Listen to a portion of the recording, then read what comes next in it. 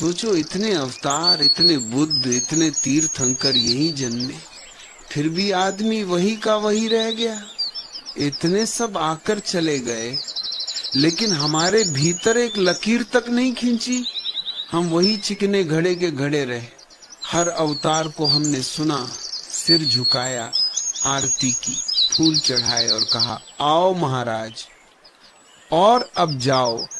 हम सुनने में माहिर हैं, करने में नहीं। भारत में आध्यात्मिक गुरुओं की कमी नहीं रही है, पर लोगों ने केवल सुना, उसे जीवन में उतारा नहीं। निर्णय लेना ही वह द्वार है जहाँ से व्यक्ति में बदलाव और आत्मा का जागरण शुरू होता है। छोटे छोटे संकल्प, जैसे शरीर को स्थिर रखना, के माध्यम से हम खुद को शरीर से अलग साक्षी के रूप में जान सकते हैं। अनिर्णय और बहानेबाजी आत्मिक विकास में सबसे बड़ी बाधा है, जो ऊर्जा को बिखेर देती है। संन्यास और ध्यान का अर्थ समाज के डर को छोड़कर पूरी सजगता के साथ अपनी आंतरिक आवाज के अनुसार जीना है। एक बार मैं एक गांव में था। कोई आदमी मेरे पास आया। उसने बड़ी श्रद्धा से कहा, भारत बड़ी पुण्य भूमि है, सारे अवतार यहीं हुए, सारे तीर्थंकर यहीं हुए, सारे बुद्ध यहीं हुए। मैंने उससे कहा, जरा रुक जा, फिर से सोच, क्या यह सचमुच पुण्य भूमि है, या ये भूमि इतनी पापी है कि हर बार भगवान को खुद आना पड़ा? सोचो, इतने अवतार, इतने बुद्ध, इतने तीर्थंकर यही जन्मे, फिर भी आदमी वही का वही रह गया। इतने सब आकर चले गए, लेकिन हमारे भीतर एक लकीर तक नहीं खींची। हम वही चिकने घड़े के घड़े रहे। हर अवतार को हमने सुना, सिर झुकाया, आरती की, फूल चढ़ाए और कहा, आओ महाराज, और अब जाओ। हम सुनने में माहिर हैं, करने में नहीं। तुम सोचो, अगर किसी गांव के घर में रोज डॉक्टर आते जाते हो, तो क्या वो घर पुण्यवान है? नहीं। इसका अर्थ है कि वो घर सबसे ज्यादा बीमार है। और अगर सारे अवतारों को यहीं आना पड़ा, तो इसका अर्थ क्या हुआ?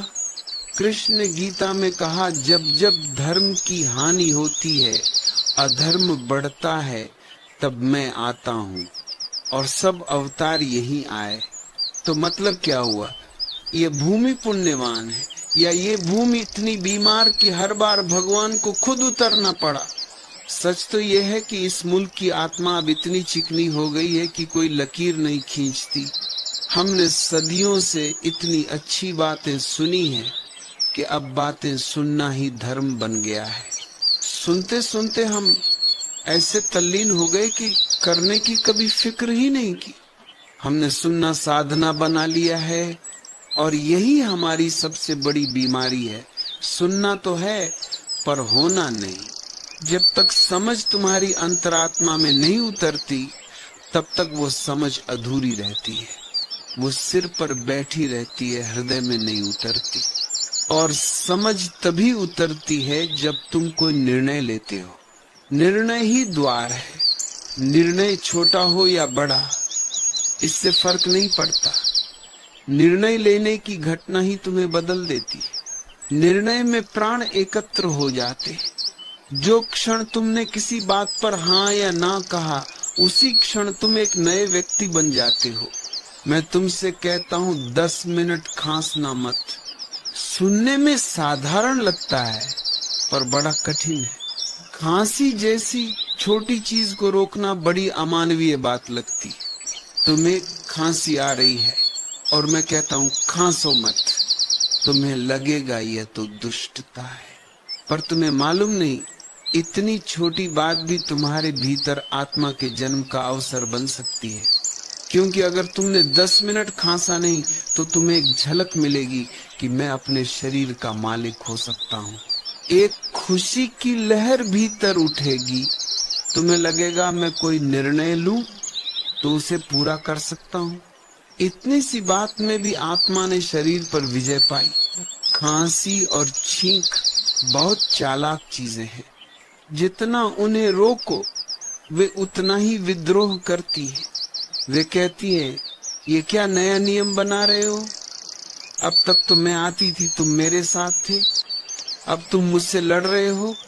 और यही वह क्षण है जब तुम्हें देखना होता है कि कौन मालिक है, शरीर या तुम। अगर तुम 10 मिनट भी न खांसे तो तुम्हारे भीतर का संबंध बदलने लगता है।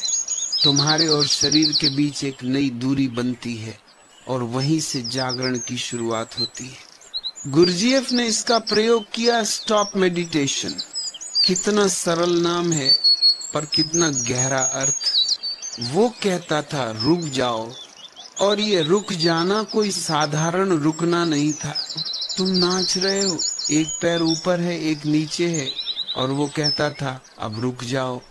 तो जैसे हो वैसे ही रुक जाना है। गर्दन टेढ़ी है तो टेढ़ी ही रहे, शरीर झुका है तो झुका ही रहे, पैर हवा में है तो वहीं ठहर जाए। कोई हिलडुल नहीं, कोई सुधार नहीं। शरीर गिर जाए तो भी कोई फर्क नहीं। अगर गिरो तो भी उसी स्थिति में रहो, क्योंकि वहीं एक द्वार खुलता है जहां शरीर अपनी चाल से चल रहा होता है और तुम भीतर से कह रहे होते हो अब मैं मालिक हूं। लेकिन आदमी बड़ा चालाक है, वह धीरे से पैर नीचे रख लेता है और खुद को कहता है कौन देख रहा है। कोई नहीं देख रहा, पर तुम खुद देख रहे हो। तुमने मौका खो दिया, तुमने शरीर को जीतने का अवसर गंवा दिया, तुमने आत्मा की जीत को स्थगित कर दिया। गुरजीएफ कहता था अगर तुम उस क्षण ईमानदार रहो और शरीर को वहीं रहने दो जैसे वह था, तो उसी पल आत्मा का जन्म होता है। क्योंकि उसी पल पहली बार शरीर और आत्मा अलग हो जाते हैं। तुम पहली बार जान पाते हो कि तुम शरीर नहीं हो। तुम देख सकते हो कि शरीर थक गया है, गिर रहा है, कांप रहा है, पर तुम भीतर अचल हो, तुम भीतर साक्षी हो।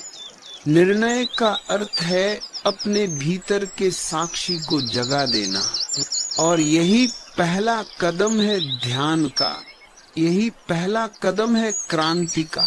याद रखना, बहुत छोटे छोटे निर्णय भी जीवन में अद्भुत परिणाम लाते हैं। बात निर्णय की है, बात डिसिसिवनेस की है, निर्णायकता की है। बात ये नहीं कि निर्णय बड़ा था या छोटा। जब भी मन निर्णायक होता है, ऊर्जा एक दिशा में प्रवाहित होती है और वही दिशा फिर तुम्हें गहराई में ले जाती है। जो अनिर्णय में जीता है उसकी ऊर्जा चारों दिशाओं में बिखर जाती है और फिर जीवन एक बिखराव बन जाता है, केंद्र नहीं रह जाता। इसलिए जो मैं कह रहा हूं उसे सिर्फ सुनना मत, थोहा प्रयोग करो, थोहा जी कर देखो। उपनिषद कोई दार्शनिक ग्रंथ नहीं है, वे प्रयोग की भूमि है। वे सिद्धांत नहीं सिखाते, वे परिवर्तन सिखाते हैं। वे कोई मान्यता नहीं देते, वे रूपांतरण की प्रक्रिया बताते हैं। वे तो कीमिया है, आत्मा को शीशे से सोना बनाने की कला। वे सूत्र हैं जिनसे नया मनुष्य जन्म ले सकता है। लेकिन कठिनाई यही है कि कोई दूसरा मूर्तिकार नहीं आएगा, न कोई गुरु छैनी लेकर आएगा, न कोई भगवान हथौड़ी लेकर। तुम ही पत्थर हो, तुम ही मूर्तिकार हो, तुम ही छैनी हथौड़ी हो। तीनों भूमिकाएं तुम्हें ही निभानी। अपने ही भीतर के पत्थर को अपने ही संकल्प की हथौड़ी से, अपनी ही समझ की छैनी से तराशना है। अपने भीतर से ही सुंदर को, छिपे हुए देवता को बाहर लाना है। और याद रखना, इसमें क्षण भर का भी स्थगन सदा का स्थगन बन जाता है। जिसने कहा कल करूंगा वह कभी नहीं करता। जो कह दे कभी नहीं करूंगा वो भी ठीक है, क्योंकि उसने कम से कम निर्णय तो किया। निर्णय हमेशा शक्ति लाता है, अनिर्णय हमेशा दुर्बलता। मैंने कुछ मित्रों से कहा तुम बस ये तय कर लो कि सन्यास कभी नहीं लोगे, कभी नहीं, तो भी कुछ तो बदलेगा, कुछ तो घटेगा। क्योंकि तुमने एक स्पष्टता को जन्म दिया। और अगर कहो लेंगे तो भी ठीक, लेकिन ये सोचेंगे, देखेंगे, फिर करेंगे, यही बीमारी है। यही इंडिसिसिवनेस, यही धुंध है जिसमें आदमी जीवन भर भटकता रहता है। जीवन कोई प्रयोगशाला नहीं जहां हर कदम पर देखते हैं कहा जाए। जीवन प्रयोग है, छलांग लगानी होती है, गहराई में उतरना होता है।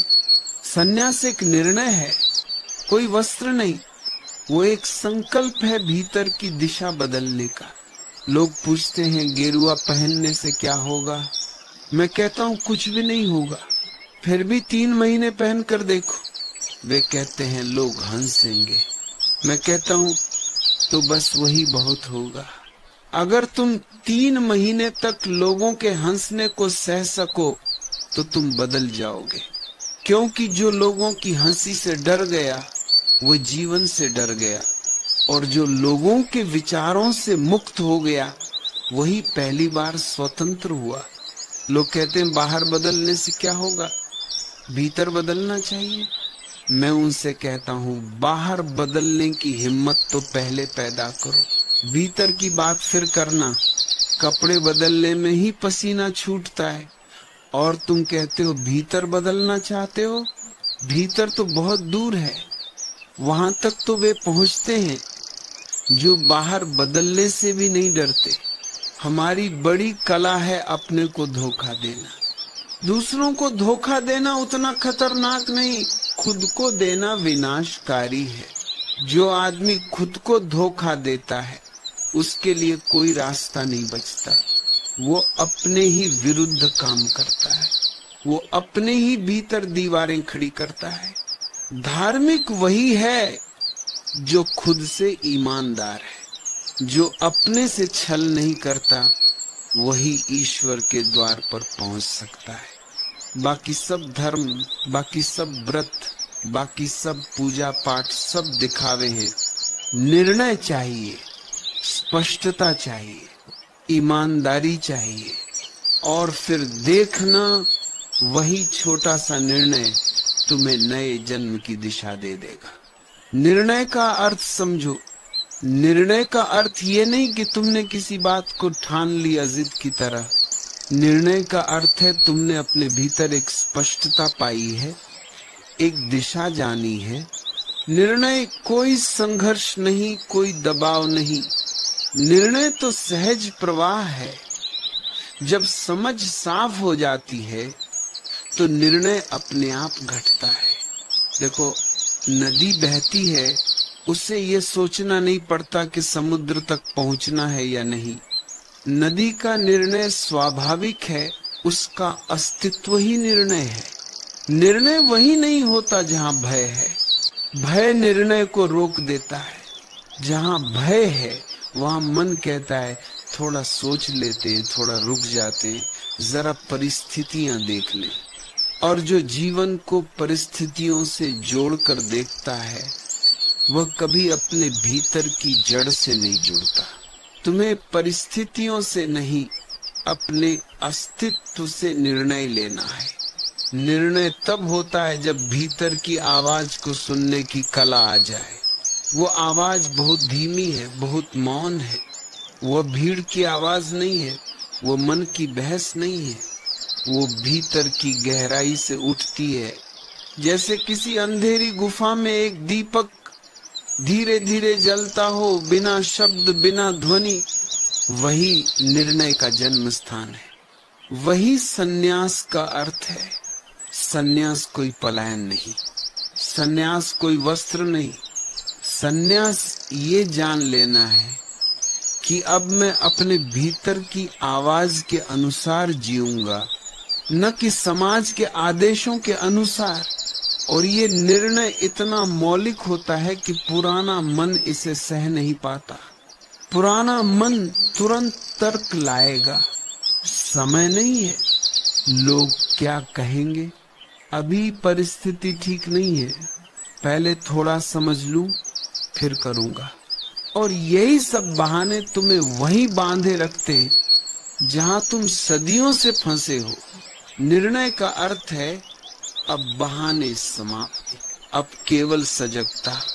जब कोई व्यक्ति सच में निर्णय करता है, उसी क्षण उसका पुराना मन मर जाता है। निर्णय मृत्यु है, पुरानी आदतों, पुरानी प्रवृत्तियों की मृत्यु, और उसी मृत्यु से नया जीवन जन्म लेता है। इसीलिए जो निर्णय से डरता है वो जीवन से डरता है। अगर कोई तुम्हें गाली दे, तुम एक झटके में आग पकड़ लेते हो, और अगर कोई तुम्हें समझाने की कोशिश करे, तुम उसमें डूबते नहीं हो। बुरा कुछ करना है तुरंत कर देते हो, अच्छा कुछ करना है सोचते ही रह जाते हो। ये मन की बड़ी चालाकी है। जो करना हो उसे तुरंत कर डालो, तभी वो होता है। क्रोधित होना हो या ध्यान करना हो, फर्क क्या पड़ता है? बुरा करने में झटपट हो जाते हो, अच्छा करने में देर लगाते हो। रुको तो अवसर निकल जाता है। वही कारण है कि जब गाली लगती है तो तुरंत उबल पड़ना जरूरी समझते हो, क्योंकि रुकोगे तो शायद कभी न कर पाओगे। सोचो तो सही, अगर तुम कहो चलो 24 घंटे बाद जवाब दूंगा, तो गाली का असर खुद ही खत्म हो जाएगा। 24 घंटे लंबा वक्त है, पर 24 क्षण भी अगर तुम भीतर बैठकर शांत हो जाओ तो क्रोध का विचार ही मर जाएगा। हंसी आ जाएगी, या उस आदमी की मूर्खता दिख जाएगी, या पता चल जाएगा कि वो सही भी कह रहा था, पर तुम समय नहीं खोना चाहते। जैसे ही चोट लगे आग फूट पड़ती है, पीछे जाकर पछतावा कर लेंगे, यही सोचते हो। और इसलिए तुम सभी क्रोधियों को पछताने के सिवा कुछ नहीं मिलता। पछतावा क्रोध के बाद आता है, तभी क्रोध हमेशा तुम्हें बांध कर रखेगा। पर अगर पछतावा पहले आ जाए क्रोध से पहले, तो क्रोध कभी जन्म ही नहीं लेगा। पर प्रश्न ये है, बीच की जगह कहाँ है? गाली इधर, आग उधर, उस बीच थोड़ा भी स्थान कैसे बनाए कि मैं सोच लूं, विचार कर लूं? वो जगह नहीं मिलती, क्योंकि क्रोध तुरंत फूट पड़ता है, और ध्यान के लिए भी वही कठिनाई आती है। अच्छे काम में हम समय लेते हैं, इंतजार करते हैं, बीच का जो समय है वही सब बर्बाद कर देता है। गरम लोहे पर चोट मारनी है। अगर तुम सोचते रहो कि मारूं या न मारूं, लोहे की गर्मी भी चली जाएगी और चोट का अर्थ ही मिट जाएगा। मेरे पास आज एक मित्र आए, कह रहे थे संन्यास लेना है, पर पहले और सोचना है। मैंने उनसे पूछा, तुमने जीवन में और किन किन चीजों पर इतना सोचा है कि वे हो भी गई हो? क्या तुमने बुद्धि को बाद में बढ़ते देखा है? अक्सर लोग अनुभव को बुद्धि समझ लेते हैं, पर अनुभव भंडार है, बुद्धि उसका उपयोग है। बच्चे के पास संग्रह कम होगा, पर बुद्धि ज्यादा हो सकती है। तुम सोचते हो कि और थोड़ा सोचोगे तो बुद्धि बढ़ जाएगी, और क्या सच में बढ़ेगी? शायद बस वातावरण का असर है। किसी ऊंची चोटी पर खड़े होकर उठा हुआ भाव है, बस उतना ही। नीचे उतरते उतरते वो सब गायब हो जाता है। माउंट आबू से नीचे उतरते उतरते वही विचार भी उतर जाएगा। तुम्हारा मन अक्सर बहाना ढूंढ लेता है, थोड़ा वक्त चाहिए। क्यों? ताकि प्रभाव कम हो जाए, और वही 1% जो तुम्हें रोक रहा है वो बड़ा काम कर देता है। जब 99% तैयार है और 1% नहीं, तो तुम सोचते हो कि 99% जीत जाएगा, पर हकीकत ये है कि तुम उस 1% के साथ निर्णय ले रहे हो। निर्णय ही तो लेना है ना, लेना भी एक प्रकार का निर्णय है। जगत तुम्हें चुनाव देता है, क्या चुनना है, पर यह स्वतंत्रता नहीं है कि तुम निर्णय ही न लो। तुम निर्णय से बच नहीं सकते। हम अपने आप को धोखा देना बहुत अच्छे से जानते हैं। बार बार सुनते, समझते रहो और वैसे ही रह जाओ। फिर घड़ा चिकना हो जाता है, सब कुछ उस पर फिसलने लगता है। जितनी बार तुम अच्छी बातें सुनकर भी नहीं बदलते, उतनी ही अधिक फिसलन बनती जाती है। इसलिए अगर सुन रहे हो तो साहस करो, समझ में आए तो उसे भीतर उतार कर जियो। जब समझ श्वास श्वास में न समा जाए, उसका कोई अर्थ नहीं रह जाता। असली माप यह है कि तुम अपने जीवन में अच्छी बातें कर सकते हो या नहीं। भाषणों और मंत्रों का ढेर लगाना कोई कठिन काम नहीं। असली काम है कि वे बातें तुम्हारे अस्तित्व में उतरे। तुम कहते हो कि क्रोध पल में फूटता है, पर वही पल तुम्हें आजीवन बांध ले सकता है। थोड़ी सी जगह बनाओ, क्रोध कठिन हो जाएगा। ध्यान में भी वही जगह बनानी होगी, पर ध्यान मुश्किल इसलिए भी है कि तुम्हारा स्वभाव तत्काल निर्णयों का नहीं है। पर ध्यान वही सिखाता है, गर्म लोहे पर जब चोट मारनी हो मारो, और जहां सोच समझकर काम करना हो वहां समय लो, पर झूठी बहानेबाजी मत करो। संन्यास का निर्णय हो तो वह आज लिया जा सकता है, और यदि न लो तो वह भी निर्णय है, स्वीकार करो। जिन बातों को बार बार सुनकर भी तुम वैसे ही रहते हो, उनसे सावधान रहो। अच्छा है, कभी कभी कुछ सुनना ही छोड़ दो, पर जब सुनो तो संकल्प करो, परिवर्तन के साथ जियो। तब समझ केवल शब्द नहीं रहेगी, वह जीवन बन जाएगी। और जब जीवन बन गई तब पछतावा पहले नहीं आएगा। जब पछतावा पहले आ जाएगा, क्रोध का बीज ही नहीं बनेगा। समझना और जीना यही अंतर है। मैं कहता हूँ, छोटे निर्णयों से शुरुआत करो। सुबह जल्दी उठने का निर्णय करो, और फिर देखो मन कितने बहाने बनाएगा। तुम देखोगे ये केवल नींद का प्रश्न नहीं है, ये सजगता का प्रश्न है। अगर तुम छोटे निर्णयों में भी सजग रह सको तो बड़े निर्णय अपने आप घटने लगते हैं। निर्णय कोई कार्य नहीं, एक दृष्टि है। निर्णय का अर्थ यह नहीं कि तुमने कुछ कर दिया। निर्णय का अर्थ है कि अब तुम भीतर से स्पष्ट हो गए। अस्पष्टता समाप्त, भ्रम समाप्त। अब तुम जो भी करोगे उसमें पूरा मन, पूरा प्राण, पूरी उपस्थिति होगी, और वही उपस्थिति परिवर्तन लाती है। तुम्हारे हर कर्म में अगर पूर्णता आ जाए तो वही ध्यान बन जाता है। फिर साधना कोई और नहीं, तुम्हारा जीवन ही साधना बन जाता है। लोग सोचते हैं कि आत्मज्ञान कोई बहुत ऊंचा पर्वत है। नहीं, वह तो छोटी छोटी निर्णायक सजगताओं का परिणाम है। जो व्यक्ति बार बार अपने भीतर साफ निर्णय करता है, वो धीरे धीरे उस बिंदु तक पहुंच जाता है जहां कोई निर्णय बाकी नहीं रह जाता। वहां केवल मौन है, क्योंकि अब कुछ तय करना नहीं, सब स्पष्ट हो गया। वह स्थिति ही समर्पण है, वह स्थिति ही ध्यान है, वह स्थिति ही संन्यास है। तो मैं तुमसे कहता हूं, आज से ही आरंभ करो। छोटे छोटे निर्णय लो, पूरे होश के साथ, पूरे प्रेम के साथ, और फिर देखो वही छोटे छोटे निर्णय तुम्हें कहां पहुंचा देते हैं। उस द्वार तक जहां कोई निर्णय नहीं, केवल अस्तित्व है, केवल होना है, केवल शांति है।